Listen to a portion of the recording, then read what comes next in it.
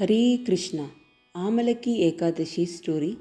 Amalaki Ekadashi occurs in Falgun month during shukla paksha tithi. Falgun month is between Feb to March. King Mandata asked Vasishta Muni about this great fast. Amalaki means amla. Amla is gooseberry. Indian gooseberry is amla, or in some region they call it as avla. And this gooseberry tree is so auspicious that once Lord Rama himself worshipped that tree. Fasting on this Ekadashi is more purifying that it's equivalent to donating 1000 cows in charity to a pure Brahmana. And he started telling about the story of a hunter who observed this Ekadashi unconsciously, and he was reborn as a king. Once there was a kingdom called Vaidisha. In this kingdom, all the Varnas, all Chaturvarna, 4 Varnas, were having Vedic knowledge, and they were having great strength, and they were all intelligent. And this kingdom is full of Vedic sounds. Not a single atheist in this kingdom, and there was not a single sinner. And the ruler of this kingdom is Chaitraratha. Chaitraratha's other name is Pashabinduka. He is so religious and truthful, and he has the strength of 10,000 elephants, and that he knew the 6 branches of Vedas. During Chaitraratha's rule, not a single Adharmi means who is against Dharma, and all the subjects engaged in their own dharmas.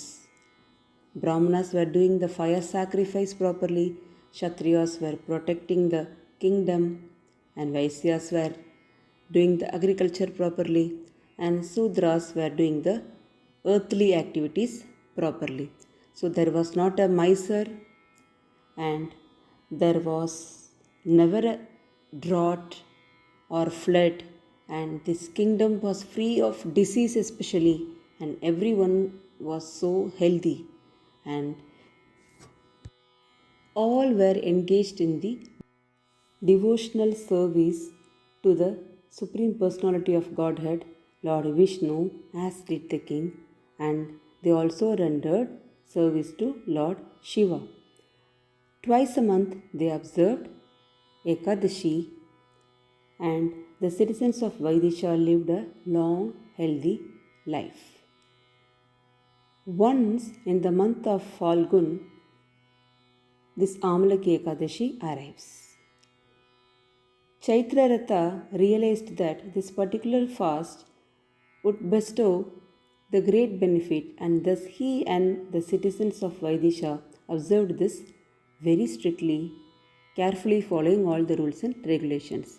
After bathing in the river, the king and his subjects went to the temple of Lord Vishnu, where an Amalaki tree grew. This gooseberry tree, Amalaki tree, was so auspicious as told before. Now the king is offering kalash as well as gold, diamonds, rubies, pearls, sapphires, and aromatic incense to Amalaki tree. Then they worshipped Lord Parashurama as well with the prayers, O Parashurama, O son of Renuka, O all-pleasing one, O liberator of the worlds, kindly come beneath this holy Amalaki tree and accept our humble obeisances. Then they prayed to the Amalaki tree, O Amalaki, O offspring of Lord Brahma, you can destroy all kinds of sins we committed. Please accept our respect and these gifts. Whoever is circumambulating this will be freed from the sins. That is, circumambulating the Amalaki tree is very, very auspicious. After offering these prayers, Chaitraratha and his subjects remained awake throughout the Ekadashi night. They prayed and they worshipped according to the regulations of sacred Ekadashi. So, when this was going on, a irreligious man approached the assembly, that is, a hunter arrived. Now, he is so weak and he couldn't move here and there, so he was just watching what the king and the citizens are doing in this kingdom Vaidisha, and he was so surprised, and he also, along with them, maintained the fast. He also was remain awake. That day he did not hunt, he did not eat, he did not drink any water. And he was thinking, what's going on here? And in this lovely forest beneath the holy Amalaki tree, he saw the deity of Lord Damodara being worshipped upon the asana of a water pot, that is on Kalash. He also heard the devotees singing sacred songs of Lord Krishna and about his pastimes also. Soon after sunrise, that is on Dwadashi morning, the king and his subjects went back to their place. So the hunter also returned to his hut and he happily ate his meal. Dwadashi Parana he did. And in due time, that is, once he became old, he died naturally, and the next birth he was reborn as a king. He was reborn as son of King Viduratha, and Viduratha kept his name as Vasuratha. So, this Vasuratha later became the king after his father. Yes, Vasuratha was the hunter once, and he ruled over the kingdom called Jayanti. Vasuratha was so strong and so fearless, is as effulgent as the sun, and he is so handsome as the moon. In strength, he was like Sri Vishnu himself, and in forgiveness, he was like Bhuma Devi, like the earth itself. He is so truthful. King Vasuratha, he always rendered devotional service to the Supreme Lord Vishnu. He therefore became very knowledgeable, and he is so good in governing the kingdom. One day, while hunting in the jungle, Vasuratha lost his way and he got so tired and he started sleeping beneath a tree.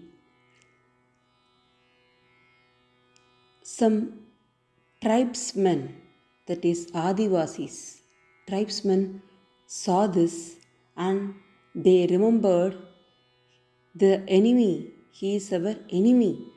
They were saying, discussing among themselves, enemy is sleeping. This king Vasuratha was their enemy. They were discussing, it is because he killed our fathers, mothers, kith and kin, we are roaming here madly like a madman in the forest. So let's kill. They were discussing about various ways of killing him. As tribesmen, they were having various weapons like swords, arrows, and ropes.